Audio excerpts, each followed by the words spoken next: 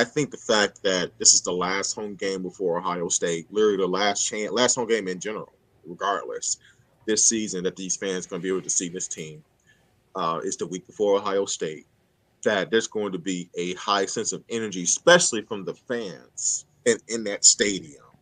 Almost kind of like a send off for the guys to go out there next week and take care of business. The energy will be where it needs to be in the stadium, and I think the players will feel off that. But I do think don't be surprised if this is like a long, drawn out kind of a game in terms of it's not going to be a lot of excitement, a lot of excited plays. I think this is going to be one of those games very similar to the second half Michigan had versus Nebraska, in which they essentially just kind of just warm down with the running game. It was like a slow death to Nebraska. It really was, and I can see Saturday being like that for Illinois. Michigan especially. It's going to be cold. They're not going to make things very complicated. They're going to simplify things even more, I believe. And it's going to be one of those games where Harbaugh is just going to try to do the simple, easiest thing, get the game over, keep his guys healthy as possible, and get ready for next week. So from a score standpoint, it might be a game for longer than people might perceive. Would that be through the first half? It's very plausible. Here's what you have to understand. Michigan hasn't got out to great first halves most throughout the year. I mean, they've been within a one score versus Maryland, Penn State, Indiana. They was tied at half versus Indiana, Iowa. I mean, like a lot of times. Rutgers. Go ahead. I was just saying Rutgers. They were were they down at half? Or were Rutgers, they were down. They were down at half. Yeah, was it 17-14 at half? Yeah. So it's like they tend to start off pretty slow, and then kind of wear you out in the second half. So I can see Saturday being like that very much so. I don't know if that's going to give any Illinois fans a false sense of security or optimism. But look, I don't like that. If there's one trend about my team that I don't like, it's the fact that they do get off these slow starts, because you do allow the opportunity for the opposite team to get some confidence and to feel like, almost like the little Giants on this day, this time we got them right. Any other day they're going to get it. But one time, no, and it's funny and it's a movie, but it's true though. Like especially in a game like football, where you just keep flirting with a team that you have no business with, and then all of a sudden you're like, it's midway through the third quarter and we're in this thing, and then you add in the elements. All it takes is a couple mistakes by even a superior team, and all of a sudden you have a chance to steal one. So I would definitely say going to Saturday, that Illinois fans should feel like, well, I think there's a chance we can hang around, and who knows? I would definitely take that approach. I will say this too, and this isn't meant to come off as a shot at Michigan because they don't really control this, although they kind of did, I guess, this year. They haven't really played anyone great outside of Penn State. Like the Big Ten in general is down this season, so that has something to do with their schedule being a little bit softer. And then the fact that they canceled or moved the game with UCLA, that's what happened, right? Like Michigan was the one who got rid of it. Is that right? Is that what happened? I'm not quite sure how that all went down. I don't really know. Weird. I don't want to put it on one school or the other, and it sucks that the game didn't happen because it would have been really entertaining. And especially this year too. Yeah, and each school kind of needs it on their schedule. Although now with UCLA's out of the playoff contention, but Michigan would benefit from having that one on their schedule. Mm-hmm. I do think you can make a legitimate argument that Illinois is the second best team that Michigan's played this season. Like they're better than Colorado State, they're better than Hawaii, they're better than UConn.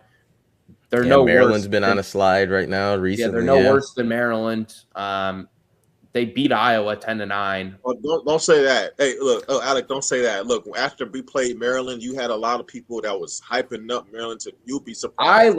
I actually will say I do this thing every year where if Maryland wasn't in the Big Ten East, I actually think that they would be a lot better. I actually agree with that too. They get the shaft because they get 3 losses on their schedule immediately, sometimes 4 when Michigan State's good. Yeah. Dude, I had people on. We had people in our chat saying, "Man, I think Maryland is a contender in the Big Ten." I'm like, "What are we talking about?" Like, no, I don't go that far. I don't go that far. No, I do not go that far.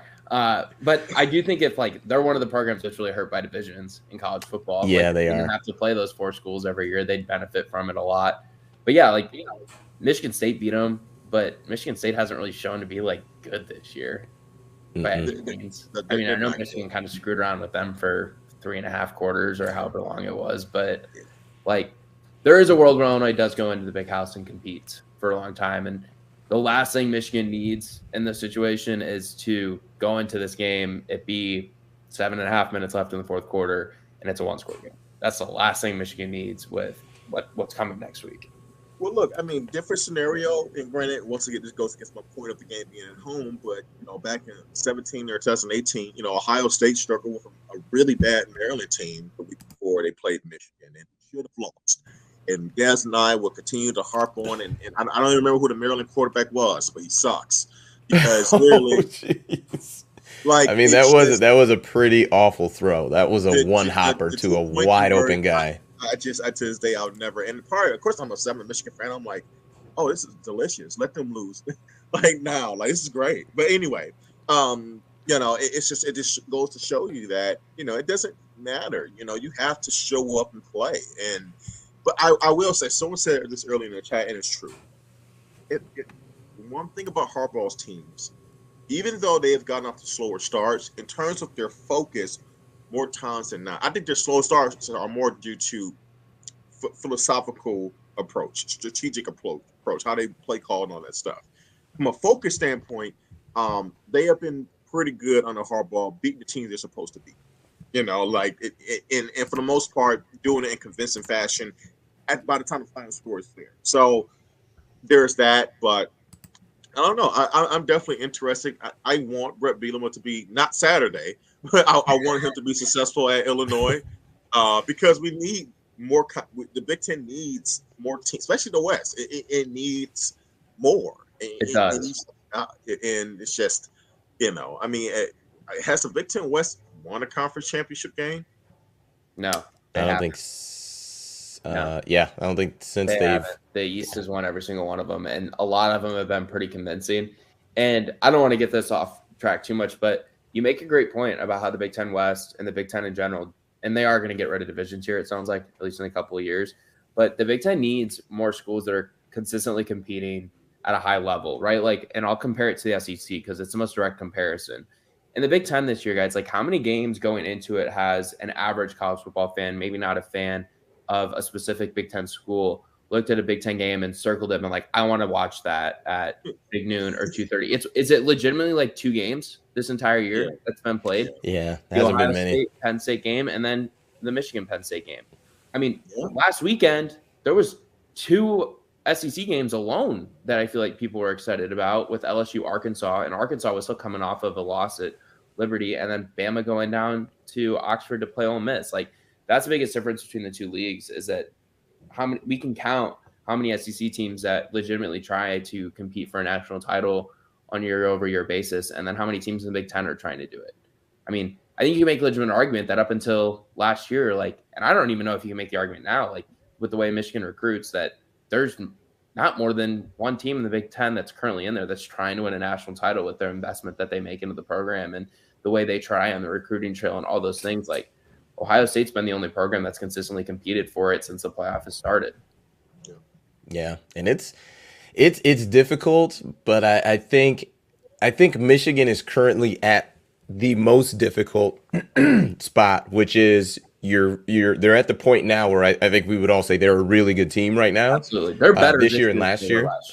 Absolutely, I agree with that wholeheartedly. But it's getting from that point to being one of the elite schools and like winning a playoff game, winning a national championship.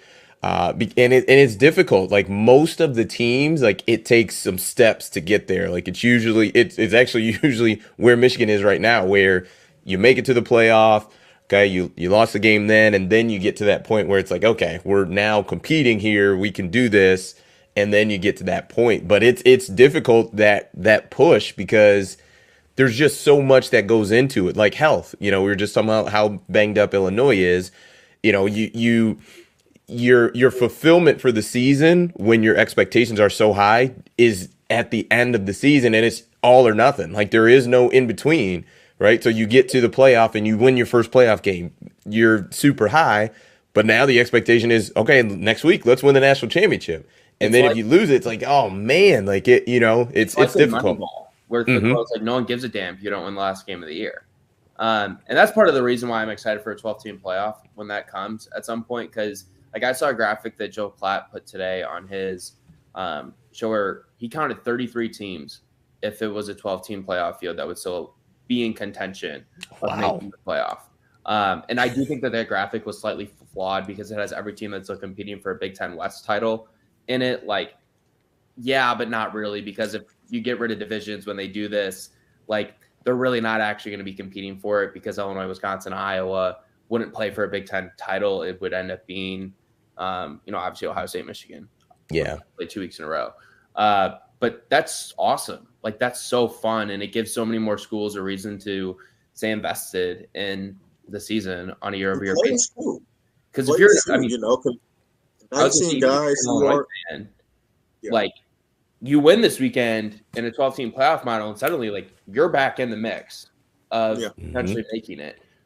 So that's what's cool about the 12-team playoff, is that it's going to keep so many more fan bases engaged, and it gives everyone a reason to think that they can make the playoff, but trick people into thinking that they can compete for a national title, because you really can't. Like, Illinois, I'm sorry, you're not.